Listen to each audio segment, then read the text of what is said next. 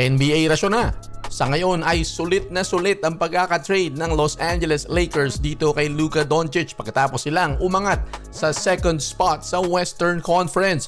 Pinangunahan na naman ni Luka Doncic ang Lakers sa kanilang panalo with 29 points, 6 rebounds and 9 assists. May 2 steals pa. Pero JJ Redick hindi pa rin kontento sa kanilang nagagawa.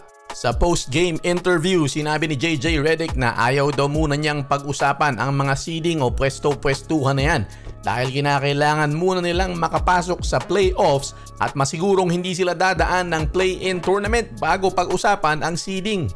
Mahirap nga naman magsalita sa matinding Western Conference. Sa huling 2 seasons, dumaan ang Los Angeles Lakers sa play-in tournament. Kahit na pumasok sila sa Western Conference sa isa sa 2 taon na yon, ay mahirap pa ring magsalita at lalo na ngayon na napakalakas ng mga koponan sa West.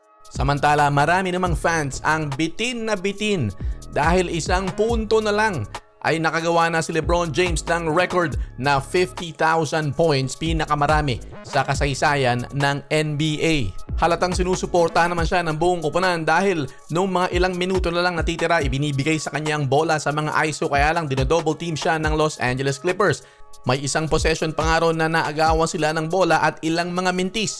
Magagawa ni LeBron James ang record na yan kalaban ng Pelicans sa bahay pa rin ng Los Angeles Lakers.